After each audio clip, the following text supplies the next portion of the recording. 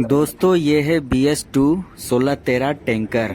Actually इसका हुआ क्या था, इसका व्हील नट स्लिप होकर के चक्का बाहर फेंक दिया था माइंस के अंदर।